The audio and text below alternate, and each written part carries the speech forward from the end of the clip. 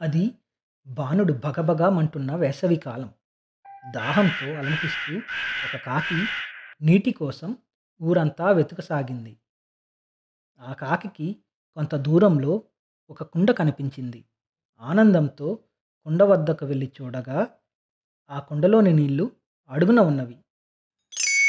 తెలుసా, కాకులు ఎంతో తెలివైన పక్షులు. వాటినవి అద్దంలో గుర్తించగలవు. అంతేకాదు, వాటికి ఎవరైనా హాని చేయాలని చూసినా, వాటిని బంధించినా వారి ముఖాలనవి ఎన్నో ఏళ్ల పాటు గుర్తుంచుకోగలవు. తెలివైన ఆ కాకి కుండ పక్కన ఉన్న రాళ్లను ఒక్కొక్కటిగా కుండలో వేయసాగింది.